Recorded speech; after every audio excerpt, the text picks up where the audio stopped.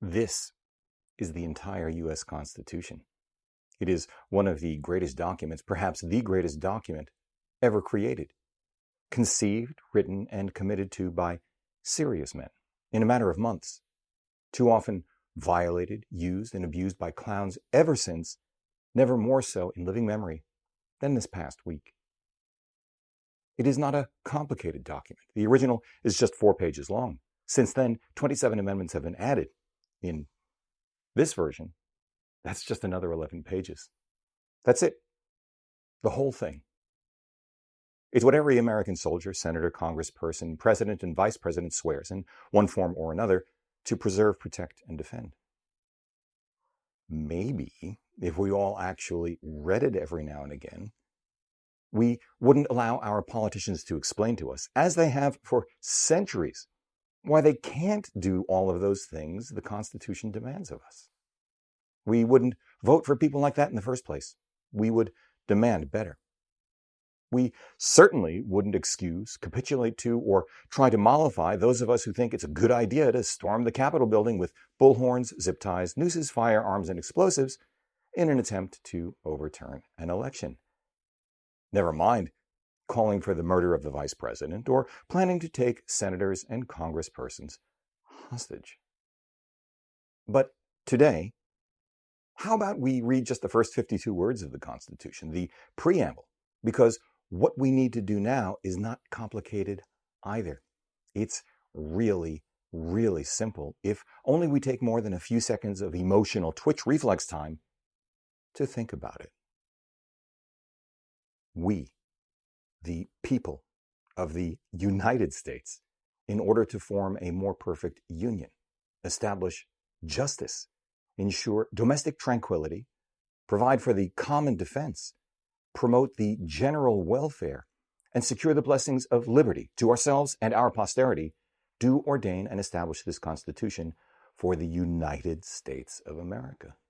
You don't need to be a constitutional scholar to comprehend that this is not what happened last week when the People's House was overrun and desecrated by a mob, and 5 people died.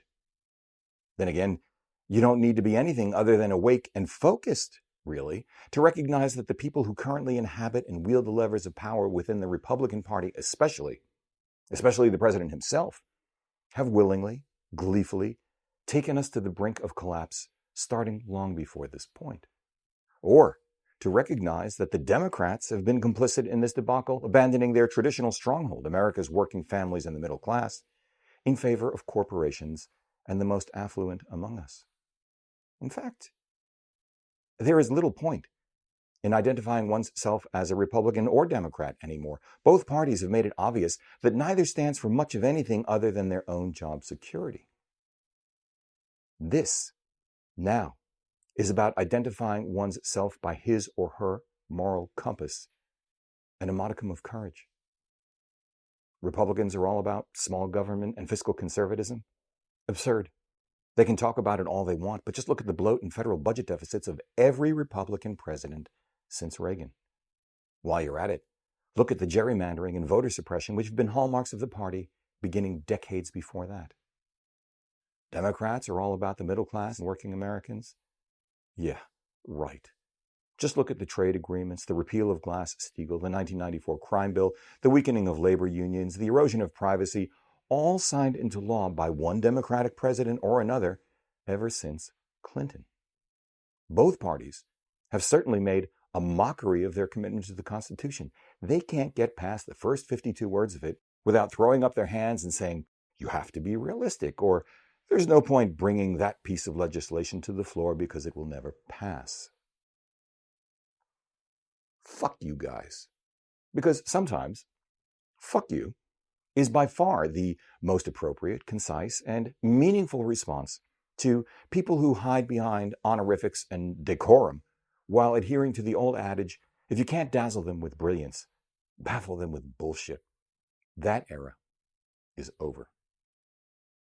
Our crisis in America has become, long in the making, a crisis of the most basic principles: justice, ambition, effort, integrity, and while we're at it, the ability and desire to think. Those yahoos who wrapped themselves in the American flag on the way to breaching the Senate chamber, ransacking the offices of House representatives and getting people killed. Forget about the preamble. They understand nothing about what makes this country special, and apparently they don't understand English very well either. They can't get through the 31 words of the Pledge of Allegiance without fucking it up. As in, I pledge allegiance to the flag of the United States of America and to the republic for which it stands, one nation under God, indivisible, with liberty and justice for all. I mean, how hard is it to understand that? Unless they don't believe it. But you know what's even worse? Deep down, deep down, we know that the politicians who insist that shit show was not who we are wrong. Because this is part of who we are. We, the people, have been complicit too in allowing the Constitution and the flag to lie in tatters. So, what are we, the people, going to do about it? We face a transcendental moment of clarity for a call to action. We cannot let things continue as they have. Climate change alone dictates that fact. But left to their own devices, we can't rely on our elected officials to act in our best interests. The Republican Party, in particular, faces perhaps its last chance at redemption as a cancer has metastasized within its ranks. Even as members of the Republican Party mounted the podia or stood in front of television cameras to express their shock and dismay over last week's uprising, almost 150 Republican House members and half a dozen Republican senators continued to call for a suspension of the Electoral College certification when a man and woman they knew from their own party's state-level election officials to the 60-plus court cases which Republican plaintiffs lost or had thrown out, that the election was fair, the people had spoken, and Trump was out. 2 days after the riot, most of us don't know this because most of us don't pay attention, the Republican National Committee re-elected Ronna McDaniel as their chairperson, a woman anointed by Trump himself. They also elected Tommy Hicks, a friend of Donald Trump Jr., as their co-chair. In other words, the already bizarro invasion of the body snatchers version of today's Republican Party is continuing its inexorable descent into being Trump's swamp creature, careening wildly toward full-blown fascism in the United States just 4 years from now. As for the Democrats, they've had these last 4 years at least to look in the mirror, see their complicity in undermining the credibility of the American political process and the American dream for so many of us. Yet, somehow they've managed instead to conclude that they're good. The goal is simply to return to the pre-Trump days as if somehow this was good enough. And sing kumbaya with the Republicans who for the last 4 years have aided and abetted that stain of a human being in the White House. Good luck with that. Is there any scenario where Democrats and Republicans of some conscience can redeem themselves, absolve themselves of their sins, otherwise known as owning their shit, and truly move forward on behalf of the American people by working together to prove that they are actually worthy of the offices to which they've been elected? There is. Come together now to remove, impeach, and expel. 1. The Republicans can, by themselves, invoke the 25th Amendment and remove Trump immediately from the levers of power. We are entering the most dangerous 10 days of Trump's presidency. Curious at all about why the Department of Defense initially denied requests to send in the National Guard? The president refused to allow it. The same president, by the way, who couldn't wait just a few months earlier, just a few blocks away, to roll out the National Guard and whatever other federal armed units were available to him, not to put down an insurrection, but instead to suppress freedom of assembly and freedom of speech, a peaceful protest calling for an end to police brutality and racism, at least until he released tear gas and rubber bullets on American citizens. Back then, his bullshit excuse was to ensure law and order against a mythical Antifa. One has to ask, which is most ironic? That it wasn't Antifa that marched peacefully back then, but just ordinary Americans with a conscience and the courage to embrace their First Amendment rights in the name of justice. Perhaps that it wasn't Antifa who ransacked the Capitol, but instead actual, and in some cases known, right-wing fascists. Never mind the cretinous, fallacious rumors being spread by some blithering idiots that there were Antifa members secretly embedded in the crowd who caused it. Please. Maybe that Antifa doesn't actually exist as an organized paramilitary group at all, but fascist, white supremacist groups do and are considered a dire threat by the FBI. Or is it that the original Antifa, remember that's short for anti-fascists, were in fact our grandparents who, as young men and women, served in World War II, the greatest generation they've been called, fighting the fascism of Adolf Hitler and Benito Mussolini.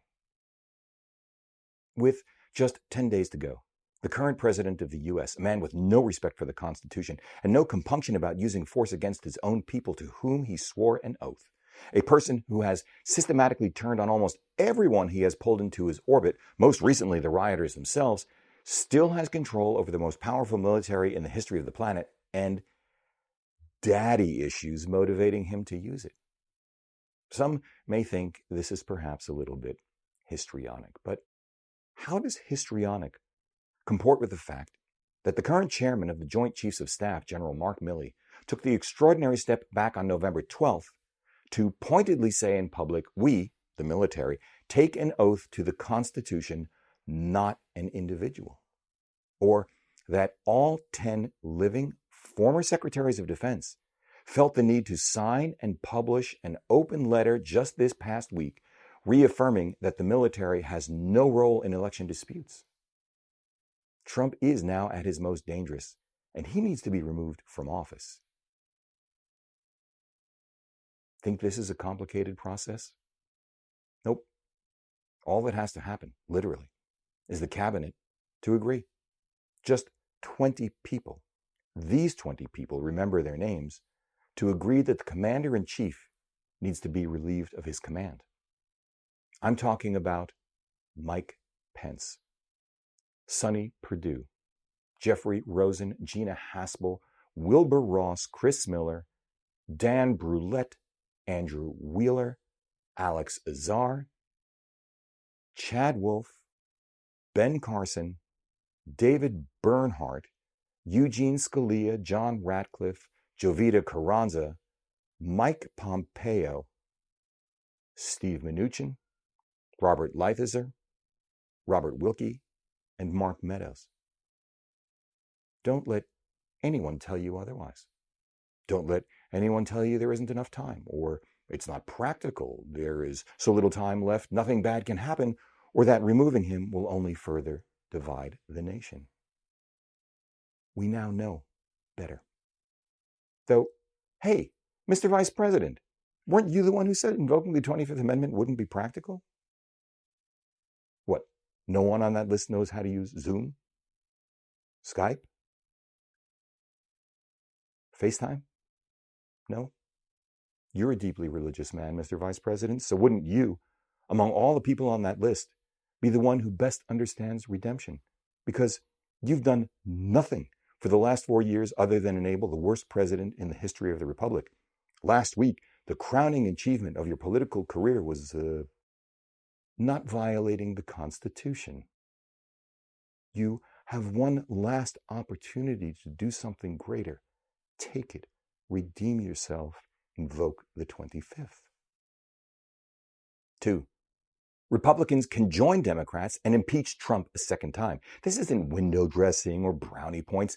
This would lay the groundwork for preventing Trump from ever holding federal public office again. It would also be a potent warning to Trump wannabes eyeing the 2024 election cycle that playing the mini-me card is not the ticket to the presidency because Congress and we the people woke the fuck up. This too can be done in a matter of days. Again, don't let anyone tell you it can't. 3. Congressional Republicans who actually care about the Constitution, the country, the people they represent, or their own future, take your pick, can once again join Democrats to expel those Republican lawmakers who incited the Capitol building breach when they sought to overturn the election for their own political ambitions. Perhaps One might think expulsion is excessive. Maybe all we have to do is wait for the 20th and an orderly transfer of power for this to be over. After all, what is treason? Sedition, insurrection, or coup?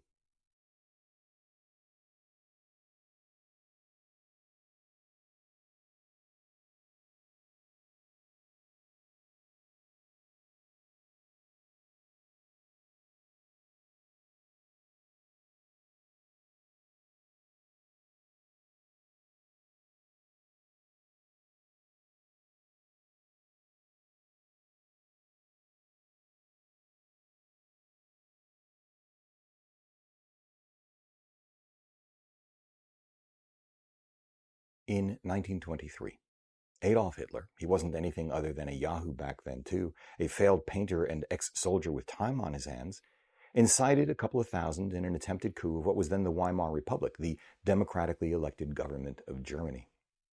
Most people back then probably thought of it as a bad joke. It did, after all, begin in a beer hall, and the coup failed immediately, although 16 people were killed. Hitler was arrested, tried, convicted of treason, and sentenced to 5 years in jail. Yet, somehow, he only served 9 months because, I guess, hey, no big deal really, right? Wrong. He had probed the limits, figured out what worked and what didn't. Over the next several years, he got way smarter, way more organized, and way more vicious. He told the same big lies over and over again, louder and louder. He collected minions, acolytes, and enablers to magnify the echo chamber. Self-appointed leaders in the German government and big business hitched their train to his wagon. They saw what was in it for them, consequences for others or actual morality be damned. 10 years later, in 1933, the bad joke was appointed Chancellor of Germany by a feeble government supported by a populace sick of the Great Depression and wanting anybody other than the politicians who had brought them to this point. Over the next 6 years, Hitler systematically destroyed the rights and lives of many of his own people, then destroyed the lives and murdered millions more by starting World War II. By the end of the war in 1945, Hitler had committed a triple suicide: himself, his wife, and his entire country, enabled by the very people who believed in him. A false messiah, if you will, given that power by the people themselves. Don't think for a moment that what happened last week here in the United States was just a flash in the pan. As George Santayana said, those who cannot remember the past are condemned to repeat it. It doesn't need to be that way for us, but if we don't get a lot smarter, a lot faster, and do something, if we don't actually value our freedom, take it for granted, or leave morality an amorphous relative concept, it could happen all over again right here. Remove, impeach, expel. This is the way. It is the way to demonstrate concretely to us that our Congress is functional, capable of working together in ways that do promote the general welfare, capable of living up to the standard of the Constitution, and capable of the humility required to learn from one's mistakes before it is too late. A pure exercise in legislative wisdom and courage, no pork or riders attached or what's in it for me distractions. Don't fall for the bullshit of people like Republican House Minority Leader Kevin McCarthy. What a profound irony in the use of that word, that these actions would only further divide the country. Too late, buddy. It's people like you who fueled and fed off that division. You are one of the people who has got to go. People like Republican Senators Josh Hawley and Ted Cruz. They are the two geniuses who led the cynical ploy demanding the Electoral College certification be suspended, overriding multiple recounts and certifications at the state level in a direct overreach by the federal government for which there is no constitutional justification. They know that. They're the two who, in spite of Ivy League degrees from Stanford, Yale, Princeton, and Harvard, clearly failed to attend, slept through, didn't understand, or just didn't care about their classes on justice, and are cowards to boot, unworthy of the offices and the public trust they hold, which actually has finally begun to fray. Hawley? He couldn't or wouldn't distinguish. This is true. Look at the tweets and then find the actual video of what took place between vandalism and sidewalk chalk, even as he showed solidarity with the Capitol Hill mob with a fist pump. Hey man, you are such a hero. Sorry, by the way, about Simon & Schuster canceling your book deal because you incited sedition and are a continuing threat, though really? You think the First Amendment protects your right to treason? Or did you mean it protects your book deal? How many other classes did you sleep through in law school? Cruz. Well, he's been kissing Trump's ass so hard since the 2016 election that his head is caved in. Even after Trump accused him of election fraud in the 2016 Iowa caucuses, accused Cruz's father that same year of some kind of relationship with Kennedy assassin Lee Harvey Oswald, and made some kind of crack about Cruz's wife. Way to go, Ted. We all want to be like you when we grow up. This isn't a partisan thing. This is a moral thing.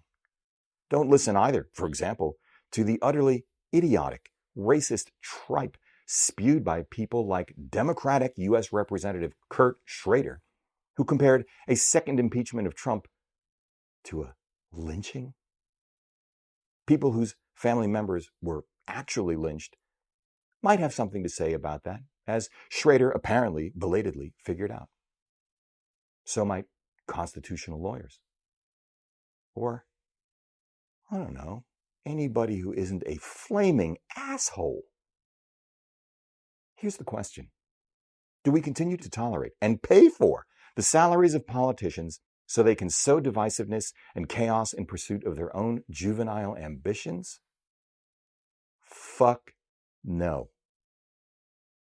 So, here's what we, the people, need to do today, right now, after watching this video. First, if you don't already know who they are, go to this website, www.commoncause.org, find your representative /ADDR/ or another one like it. It doesn't matter. To find out who are your federal senators and representatives and how to contact them. Second, send them a quick email. Nothing lengthy, nothing complicated. Maybe something like this. Dear whoever, fill in the blank. I am one of your constituents. Time is short. Do your job. Remove, impeach, and expel. Immediately. Thank you. Sincerely. Be sure to close with your name, because this is not the time to be anonymous. Anything else one may choose to write is gravy. Feel free, but unnecessary. They will know exactly what you mean, because it's what they fear the most and what is already gathering momentum. An aware and empowered constituency demanding that they stand up unequivocally for the people who elected them and the U.S. Constitution. That's what we can do. More to be done after the 20th. Stay tuned, and good luck to us all.